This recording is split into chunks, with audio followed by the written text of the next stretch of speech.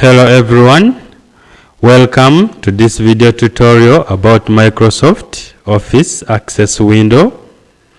In this tutorial, we are going to explore the Microsoft Office Access window. So before we can start with this tutorial, we need to have access to this window. And to do that, this means that we have to create a new blank database, because on this screen what we are seeing is the Get Started with Microsoft Office Access page. So to access the window, we shall create our new database. So we click on blank database option. Then on our right hand side we have this area where we see blank database. So blank database helps you to create a Microsoft Office Access database that does not contain any existing data or object. So our new database name will be, so first of all we have to delete by pressing on the backspace key. Then we put our name for the database, which is workers wage.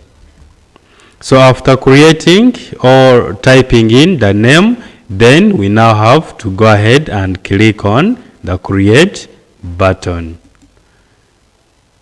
So when you click on the create button, then here we have the Microsoft Office Access window. By default, this is how Microsoft Office Access opens when you create a new database. So we are going to start from our top right corner. On the top right corner we have three buttons. The first one is to minimize this file, then to restore down the file, and this last button is to close the file. Maybe if you are done with working with your database file, you can decide to click on this close button, then this file will get closed. Below the buttons we have the help button. So this one enables you to get help from Microsoft Office, as we can see from that preview. Then to our left corner we have got the quick access toolbar.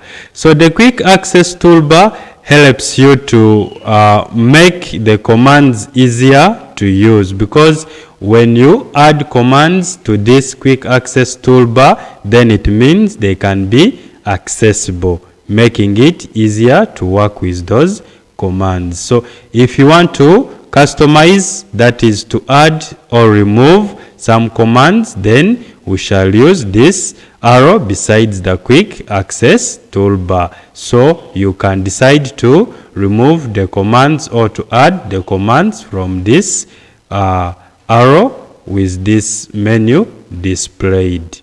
So we can click back to remove that menu. Then besides the quick access toolbar, we have got the office button. So if we click on it once, we see that the office button contains the basic commands that you can work with to help you manage the file that you are working with. For instance, you can create a new database by using this option. You can open the existing database files in your document. Then you can save the changes you have made to the contents in your database. You can rename your database by using this option. You can print and do these other options. Still from this menu, we see options to change settings from this database file. And also this area, if you are done with working with your database file, you can decide to click on exit access. Then when you click on it, then this file will be closed. So we can click back to remove that menu. Our next feature to explore is the ribbon. So this is the ribbon, the whole of this part. So on the ribbon we have got tabs. So we have home tab, create, external data, database, tools, then the data sheet tab, which is the currently opened tab. And from each tab there are different groups. So we have under the datasheet tab, we have the view group, we have the fields and column group, we have the data type and formatting, then we have the relationship. So these are what we are calling the groups. So these groups are found on each and every tab. So if you can click and see, you realize that on each and every tab they are different groups. So those different groups have got different commands that we can use while working with our database. For instance, under this home group we have this group for views. So this one can help you to change how you can view a given object in your database. In our previous tutorial we looked at the different objects such as tables, queries, forms, reports. So you can view those objects in different ways. So that is the use of these groups in these different tabs. If we can click aside and see under clipboard, there are options to cut, copy, format, painter, paste. So you can also use these options, that is if you have some contents contained in your object or in a table for this very example. So at the moment they are inactive because we do not have any contents entered in this table. Another feature is the navigation pane, which enables you to view all the objects available in a given database. So at the moment we see only one object, which is table 1, because we haven't created any other table. So to see other objects, that means that we have to open a navigation pane. So we use this option where we see all tables. The reason is we have only one table so far in this database we are calling workers wage. So if we want to see other objects, then we shall click on this option where we see tables and related views. It is just because we have a single table. So to see other objects we click object type. On clicking on that option we now see our option changing to all access objects. So we can click on it.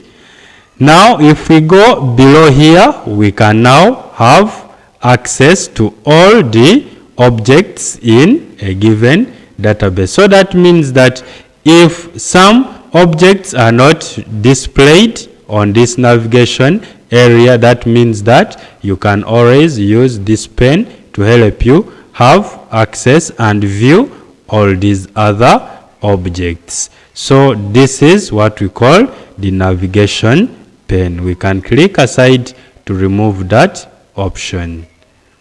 You may open a given database file and you find this navigation pane is not visible. So that means that you have to make it visible to have access to those objects that are in that given database. For instance, this one. So this implies that we can close or open a navigation pane. So to close a navigation pane we use what we call the shutter bar button. So the shutter bar button is this double arrows that we see. So when you point at it, it is showing you shutter bar open stroke close button. So when you click on it, then we shall not be in position to have a view of the objects on a navigation pane. Instead, we shall only see the word navigation pane. So to open our navigation pane, we shall again click on this shutter bar button. So when you click on it, then you will open the navigation pane. If you have a table or any other object created in your database and you want to hide it, then you can always use this option. So when you click on it, then the created table or created object will be hidden. So to unhide, you just go back and click on it again, then that object will be displayed for you. And also you can decide to reduce on the size of this navigation pane. You move your mouse piece on that border, click, hold, then move to adjust. So when you take to the left, you're reducing on the size of the navigation pane. So when you click, hold, then move to your right, then you are increasing the navigation pane or reducing on an object which you have opened. For our example, it is a table now being reduced. So that is how we can increase the size of this navigation pane or reduce on its size. Then at our bottom left corner where we see the datasheet view, this is an area we call the status bar. So this status bar displays the message and feedback for you. Right now it is reading datasheet view because our table is opened in this view. Then to the right bottom corner we have the view buttons. So these ones help you to quickly switch between the different views of a given object. Then where we see this X, this is a close button. So this button closes only the opened object. It does not close the entire database, but only the object which is opened. That's why when we point at it, it shows you close table 1, and table 1 is our object which we have opened.